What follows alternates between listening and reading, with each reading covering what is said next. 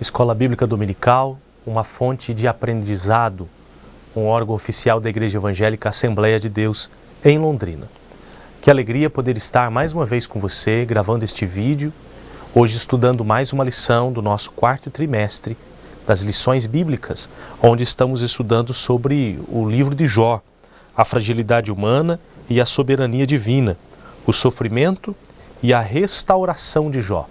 Estamos a tratar a respeito dos comentaristas, do comentário feito pelo pastor José Gonçalves.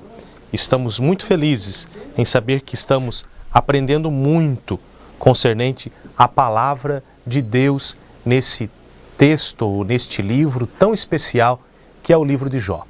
Nesta lição, de forma específica, estaremos estudando a lição de número 9, que fala sobre Jó e a inescrutável sabedoria de Deus. O texto áureo está em Jó, capítulo 28, versículo 28, que diz: Mas disse ao homem, eis que o temor do Senhor é o princípio da sabedoria, e apartar-se do mal é a inteligência. O temor do Senhor é a sabedoria, e apartar-se do mal é a inteligência. A verdade prática diz que a verdadeira sabedoria está associada ao temor do Senhor e não ao mero acúmulo de conhecimento. A lição, ela se divide em 3 objetivos específicos. O primeiro, de expor os esforços humanos que são inúteis para a aquisição da sabedoria divina. E também destacar que a sabedoria tem seu preço e que excede todos os bens materiais existentes. E revelar que o verdadeiro valor da sabedoria é de natureza espiritual. A lição traz comentários riquíssimos, maravilhosos, concernente a um capítulo específico do livro de Jó, que é o capítulo de número 28. Esse é um lindo capítulo.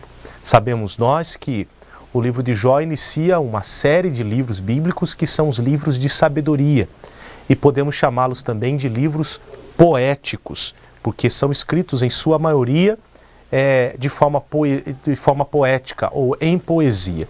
E este texto, este capítulo de Jó, o capítulo 28, é uma linda peça poética, um lindo poema, falando concernente à sabedoria humana e à sabedoria divina. Nós podemos dividir esse capítulo em 2 partes. O primeiro é do versículo 1 até o versículo 11, e depois do versículo 12 até o versículo 28. Ou podemos fazer dessa última parte, subdividi-las em 2, fazendo assim um total de 3 partes deste capítulo. Como eu disse, primeira parte do 1 ao 11, segunda parte do 12 ao 22 e terceira parte do 23 ao 28. Eu quero, dessa vez, fazer algo diferente. Não ler somente os comentários ou tentar trazer um subsídio maior. Mas eu quero ler com você este poema ou este capítulo e junto nós meditarmos no que ele quer dizer. E assim nós aprendemos, ou com certeza isso te ajudará muito. Eu estou utilizando, a lição ela utiliza, claro, a versão oficial bíblica da Assembleia de Deus, que é Almeida, Revista e Corrigida. Porém, quis trazer uma versão diferente, que é a nova versão transformadora, para termos uma leitura um pouco que mais contemporânea, para assim ser mais fácil um entendimento das palavras, que elas vão ser mais contemporâneas, mas não perdendo o poder da palavra e também nem o peso poético dela. Pelo contrário, vai nos ajudar ainda mais. Vai dizer a respeito disso. Começa assim, falando a respeito da sabedoria humana. Uma primeira coisa que podemos falar aqui é que o desejo de Jó não é menosprezar a sabedoria ou o conhecimento humano, de forma alguma. Pelo contrário, os primeiros 11 versículos, ele é como diz um comentarista, um hino de louvor a essa sabedoria, ou essa capacidade, demonstrando, elogiando a humanidade ou os homens pela sua capacidade de encontrar riquezas e de encontrar, principalmente nesse contexto aqui, de encontrar minérios. E ele vai dizer assim: As pessoas sabem onde extrair a prata e onde refinar o ouro. Sabem de onde tirar o ferro da terra e como separar o cobre da rocha. Ele traz aqui 4 minérios muito importantes para a humanidade: a prata, o ouro, o ferro e o cobre. E ele vai deixar bem claro isso. O homem sabe aonde encontrar a prata, sabe refinar o ouro, sabe dividir terra e ferro e sabe também separar o cobre com a rocha. Ele continua dizendo: sabem fazer brilhar na escuridão e procurar minério nas regiões mais distantes, em meio às trevas profundas. Ele está trazendo aqui como o homem ele foi além daquilo que o sol, a luz do sol, além da luz do sol, além da luz da lua. O homem foi às mais profundezas da terra, em lugares de tamanha escuridão. Mas o homem levou a luz àquele lugar tão difícil, em tamanhas dificuldades. Os homens conseguem fazer de lá um lugar de habitação ou um lugar de trabalho. Verso 4 diz: cavam entradas para as minas, em lugares onde ninguém vive. Descem por meio de cordas, balançando de um lado para o outro. O homem, por meio da sua sabedoria, ele tem uma habilidade tão grande e ele não tem nenhuma dificuldade de a busca desses metais e a busca dessas pedras preciosas, ele vencer obstáculos, ir a lugares inóspitos, cavar minas em lugares aonde ninguém vive, lugares solitários. Também a capacidade de ir em lugares em que nenhuma outra criação chegou. Os animais não chegaram lá, as aves não chegaram lá, e ele desce com cordas de um lado para o outro, balançando, sofrendo, quem sabe, com certeza, tempos de dificuldade ou tendo risco de vida, mas mesmo assim ele continua fazendo o mesmo. Verso 5, ele fala assim: o alimento cresce na superfície, mas abaixo dela a terra é derretida como que por fogo. Ou como diz uma outra versão, a NVI, a nova versão, ou na realidade uma outra versão, Nova Bíblia Viva, falando assim: o alimento cresce na superfície, onde o homem tira o seu alimento, mas a riqueza o homem busca debaixo da terra. É interessante porque o homem, além de ele estar aprendendo concernente a isso, as coisas da terra, e um outro texto lindíssimo que vai falar bem a respeito disso, é Isaías. Parece-me que no versículo, ou no capítulo 29, o profeta vai falar a respeito de como, na realidade é o capítulo 28 também de Isaías, ele vai falar como o Senhor prepara, ajuda o homem. Olha o que diz Isaías 28, a partir do versículo 23. Ouçam o que eu vou dizer, escutem e prestem muita atenção. Acaso o agricultor vive arando a terra, mas nunca semeia? Vive preparando o solo, mas nunca planta? Por fim não lança as sementes de endro, cominho, trigo, cevada e trigo candeal, cada um à sua maneira apropriada, cada um em seu devido lugar? O agricultor sabe exatamente o que fazer, pois Deus lhe deu o entendimento. Não se debulha o endro com a marreta, nem é malhado com uma vara. Não se passa uma roda de trilhar sobre o cominho. Ele é batido de leve com uma ripa. É fácil moer o cereal para o pão, portanto ele não soca demais. Ele o debulha sob as rogas de uma carroça, mas não o tritura até virar pó. O Senhor dos Exércitos é excelente mestre e dá grande sabedoria ao agricultor. Que lindíssimo! Isaías, os seus últimos versículos do capítulo 28. Mas aqui no capítulo 28 de Jó, ele vai falar que o homem que recebe sabedoria, lá no capítulo 28 de Isaías, para buscar o alimento diante das coisas da superfície, debaixo dela, debaixo da terra. A terra está sendo derretida como que por fogo. Se há uma paciência, uma tranquilidade, uma vida mais pacífica na superfície, há mais tribulações, há mais dificuldades há mais riscos, há mais sofrimentos, há mais obstáculos a serem vencidos debaixo da terra. Pois o verso 6 ele continua, pois ali as rochas contêm safiras, e no pó se encontra o ouro. Os são tesouros que nenhuma ave de rapina consegue enxergar, nem o olho do falcão pode ver, nenhum animal selvagem pisou nessas terras, nenhum leão pôs a pata sobre eles. Que lindíssimo! Mostrando o domínio do homem sobre a terra. Deus deu a ele esta autoridade. Nenhuma ave de rapina, nenhum falcão. Sabemos que a águia tem uma capacidade de visão absurda, de excelente. Consegue a quilômetros enxergar um alvo como que se fosse algo muito próximo a nós. A capacidade que ele tem. O leão é um animal sem nenhum medo, que vai em todos os lugares. Ele não vai em um ambiente porque ele tem medo de algo. Pelo contrário, nada afugenta o leão. Mas o homem, na sua sabedoria, na sabedoria humana, terrena, ele consegue encontrar ouro no meio do pó. Ele consegue encontrar safira no meio da rocha. Ele consegue fazer caminhos e aonde o leão nunca pisou. Ele consegue encontrar riquezas aonde os olhos do falcão nunca conseguiram enxergar. O versículo 9 diz, as pessoas sabem como despedaçar as rochas mais duras, como revirar até as rochas, até as raízes dos montes. Abrem túneis nas rochas, encontram pedras preciosas, represam a água dos ribeiros e trazem à luz tesouros ocultos.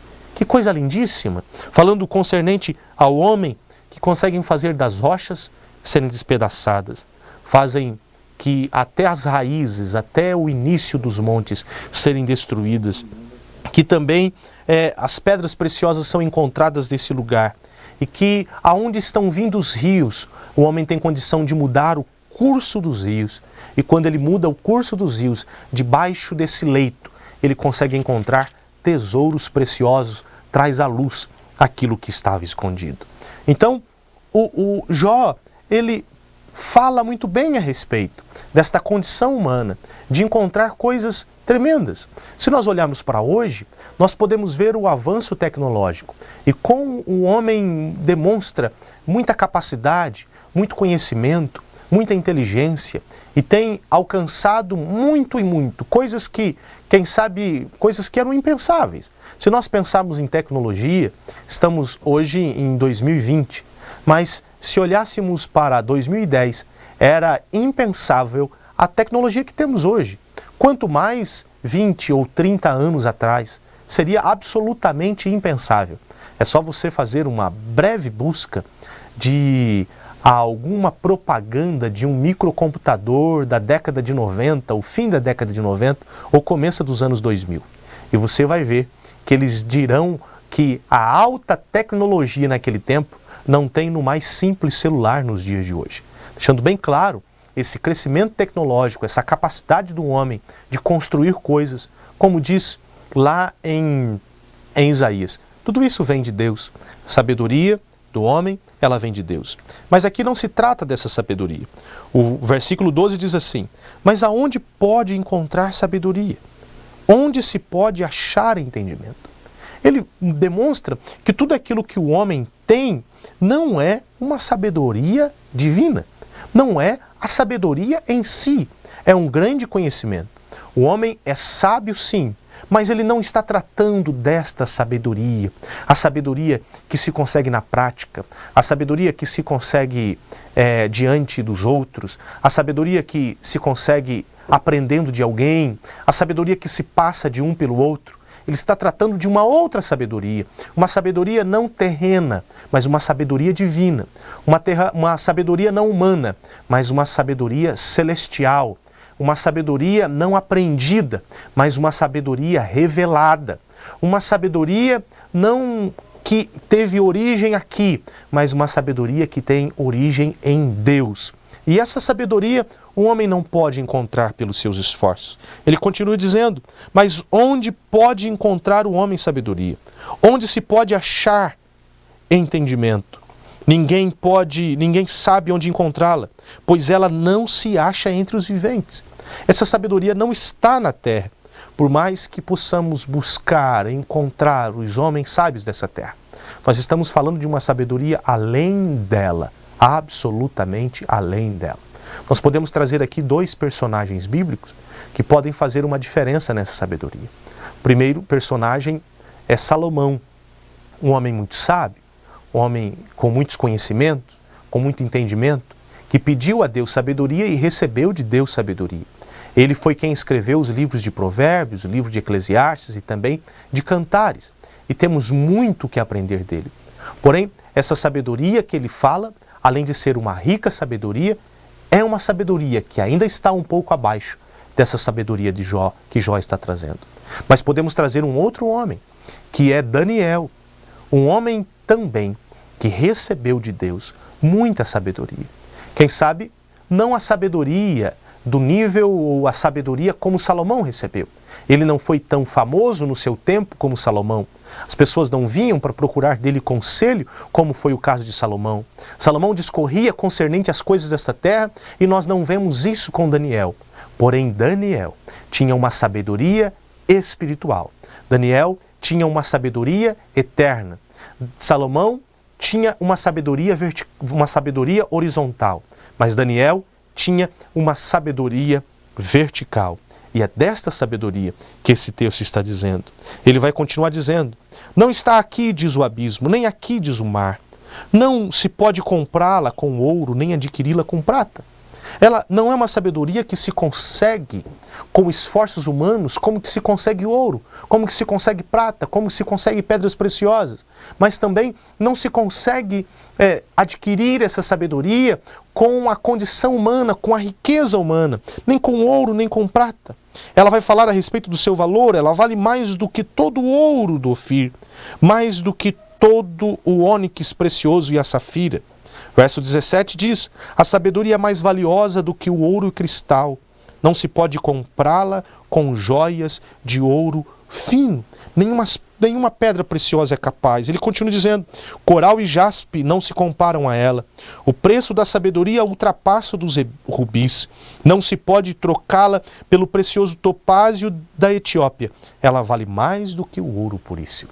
Olha quantas pedras preciosas nosso querido patriarca trouxe aqui. O ouro, a prata, mais ouro, o ônix, a safira, o cristal, joias de ouro fino, coral, jaspe, rubis e também topázio. Mas nenhuma delas tem condições de comprar ou de se comparar à sabedoria. O texto continua no verso 20, falando desta forma: onde afinal está a sabedoria? Onde está o entendimento? E ele continua dizendo: ela está escondida dos olhos de toda a humanidade.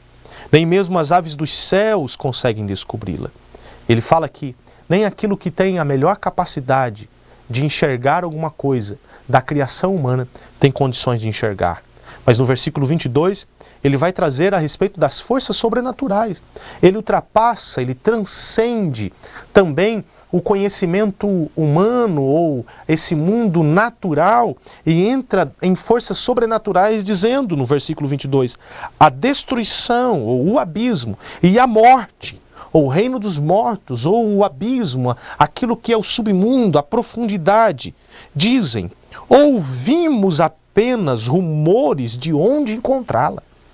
Eles ouviram. Aqueles que, dentro de toda a criação de Deus, seja as naturais ou sejam as sobrenaturais, o máximo que eles podem saber dessa sabedoria é dizer: já ouvimos falar dela, já ouvimos dizer alguns rumores concernentes a ela, mas nenhum deles possui essa sabedoria.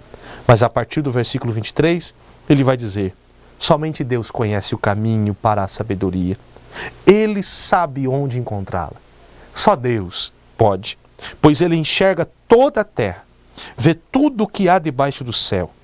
Determina esse Deus Todo-Poderoso, que sabe, que conhece, é um Deus que utilizou esta sabedoria para criar todas as coisas. Olha o que diz o verso 24 até o versículo 27. Pois Ele enxerga toda a terra, vê tudo o que há debaixo do céu. Determina a força dos ventos, ou numa outra versão dizendo, ele que determinou o peso dos ventos. Ele que determinou o volume das águas, ou o peso das águas. Ele que fez leis para a chuva, para controlar a chuva, e definiu o caminho dos relâmpagos e dos trovões. Esse é quem viu a sabedoria e a avaliou, e em seu lugar a pôs cuidadosamente e a examinou. Este Deus, que sabe tudo, que conhece aonde está a sabedoria, que preparou um caminho para a sabedoria, Ele que enxerga toda a terra, Ele que conhece tudo que está debaixo do céu, Ele que utilizou dessa sabedoria para criar todas as coisas, e depois disso colocou-a num lugar e cuidadosamente a examinou, cuidou dela. Esse texto termina com um conselho para a humanidade. O verso 28, que é o clímax deste lindo poema, diz assim: e é isto o que ele diz, o Deus que conhece e sabe aonde está a sabedoria, o Deus que é a sabedoria, esse que ele diz a toda a humanidade: o temor do Senhor é a verdadeira sabedoria, e o afastar-se do mal é o verdadeiro entendimento. Meus amados, que lindíssimo. Isso deixando bem claro que nós não estamos falando de uma sabedoria terrena, uma sabedoria animal, muito menos uma sabedoria diabólica. Não estamos falando de uma sabedoria concernente às coisas daqui. Estamos falando de uma outra sabedoria. Estamos falando da sabedoria divina, que só podemos encontrá-la em Deus. Ela só pode ser revelada por Deus. Não pode ser encontrada por nenhum esforço humano. Não pode ser comprada por nenhum valor ou preço humano.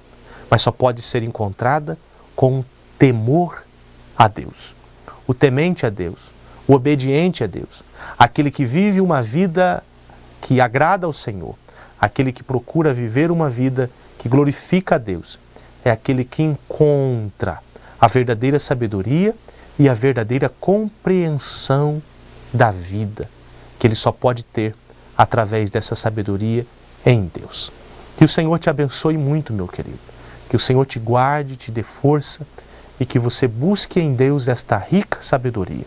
Esta sabedoria não encontrada com nenhum esforço humano, mas revelada por Deus aos nossos corações, aqueles que andam em temor a Deus e que vivem uma prática de se afastar do mal, assim como Jó fazia. Que Deus o abençoe. Fiquem todos na paz do Senhor Jesus.